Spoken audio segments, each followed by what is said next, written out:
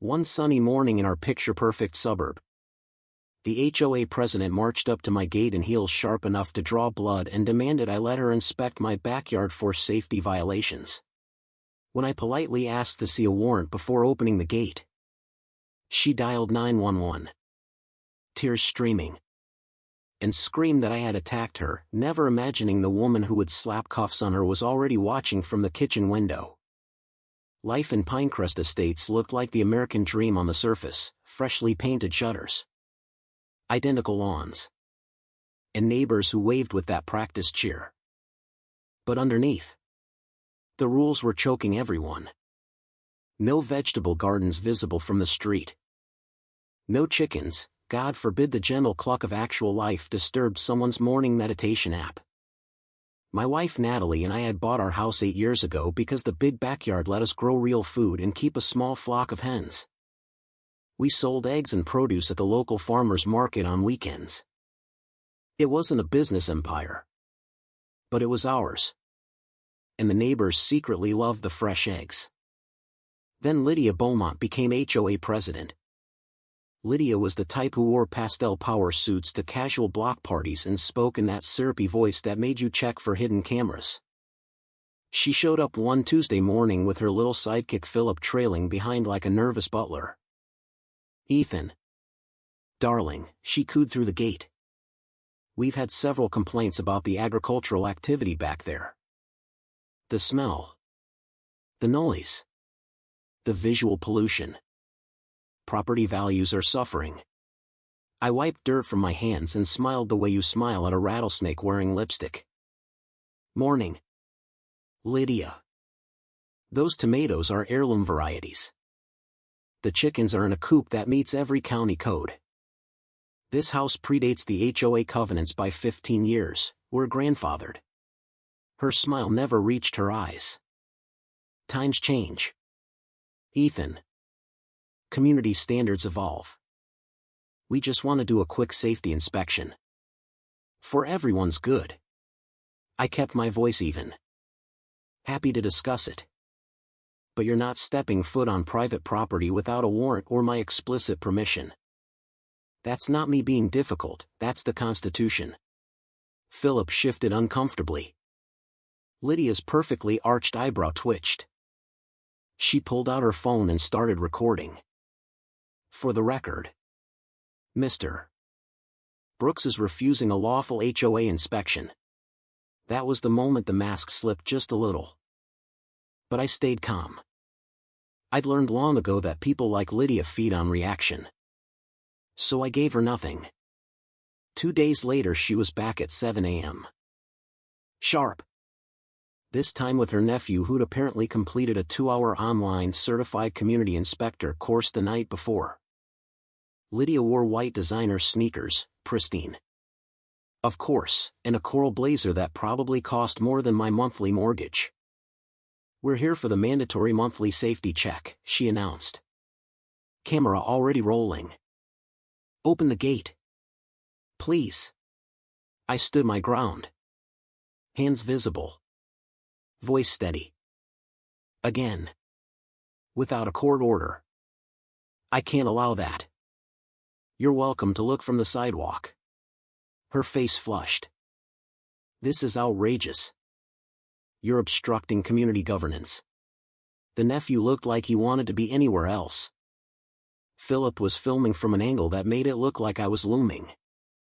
I saw the setup coming a mile away. Then Lydia stepped forward dramatically, gasped as if I'd shoved her, and stumbled backward clutching her chest. "He assaulted me. Philip. Are you getting this? He pushed me." I hadn't moved an inch. She already had 911 on speaker. "There's a dangerous man at 1422 Maplewood Lane.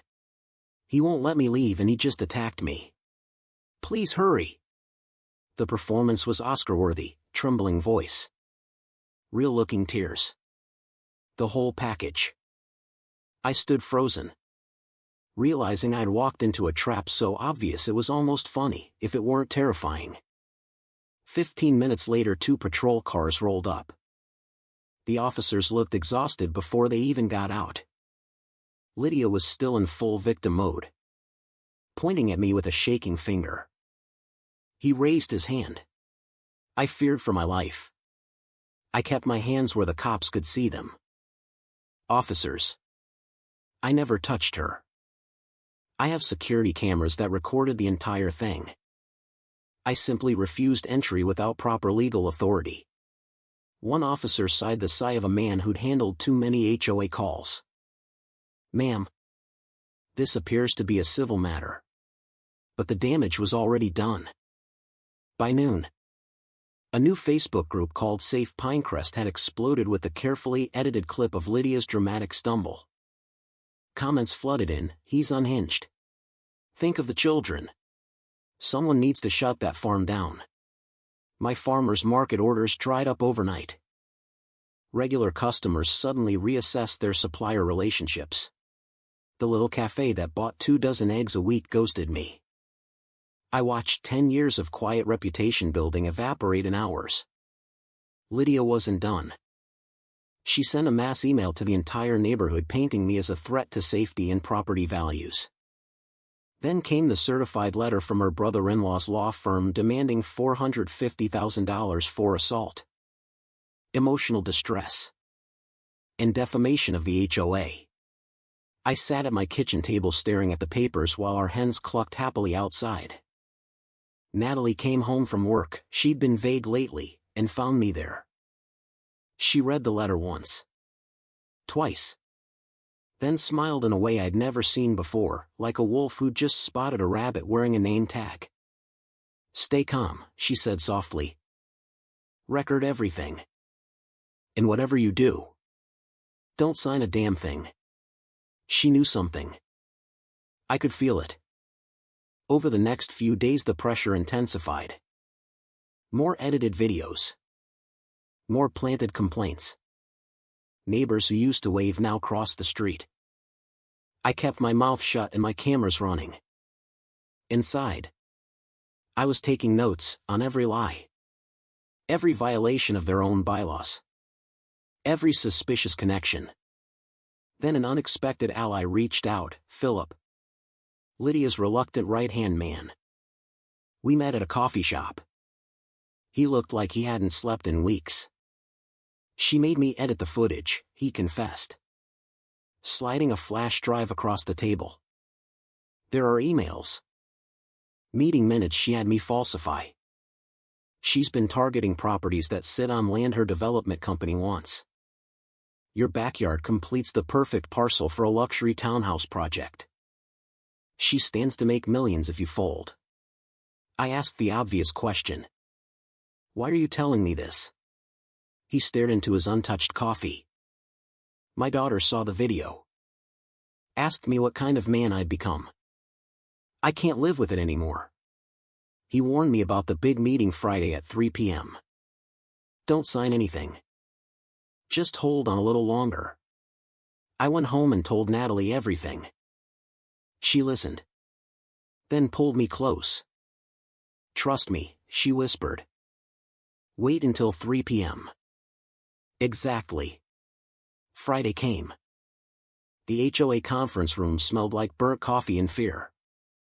Lydia sat at the head of the table flanked by lawyers. Looking every inch the queen who thought she'd already won. The settlement offer they slid across was insulting, half the property's value. Minus damages. Sign today and this all goes away, she said with that fake sweet smile. Refuse. And we'll bury you in liens and legal fees until you're begging to sell. The clock hit 2:59. At exactly 3 o'clock the door opened. Natalie walked in wearing the full dress uniform of the county police department, navy blue. Gold buttons. Chief's badge gleaming. 4 officers followed her. The room went dead silent. Sorry I'm late, Natalie said pleasantly. Traffic was murder. Also had to wait for the warrants. Lydia's face went through every stage of grief in 3 seconds. What is the meaning of this? Natalie didn't raise her voice. She didn't need to. Lydia Beaumont. You're under arrest for conspiracy to commit fraud, extortion, filing false police reports, and multiple violations of RICO statutes. Mr. Hartley, she nodded at the brother-in-law lawyer, you're coming too. Officers moved in. Lydia tried one last power move, shrieking about harassment and lawsuits. But the fight drained out of her the moment the cuffs clicked. Her perfectly shellacked hair was suddenly messy. The coral blazer looked ridiculous now. Natalie laid out the evidence in that calm, devastating way only she could: years of targeted harassment, falsified minutes, kickbacks from the development company Lydia secretly owned shares in. The whole rotten machine. Philip stood up and confirmed everything, voice shaking but clear. When they led Lydia out, she managed one last venomous glare at me. This isn't over. Natalie smiled. Actually, it is. Your development partners in 3 counties are being arrested as we speak. Your assets are frozen. It's over. Lydia. 6 months later the neighborhood felt different. Lighter. Dorothy, the retired teacher who'd lived there longest, became the new HOA president. First order of business, mandatory meetings became optional potlucks. Fines for unsightly gardens were repealed. People started growing tomatoes again. Our backyard is more productive than ever. The farmer's market line at our stall now stretches around the corner. Turns out people love knowing their eggs come from chickens who weren't terrorized by an HOA president. Natalie still wears the badge, but now she comes home most nights in time for dinner. Sometimes we sit on the porch watching the sunset paint the sky gold while the hens settle in for the night. She'll lean her head on my shoulder and say, "Told you to wait until 3 p.m. I laugh every time.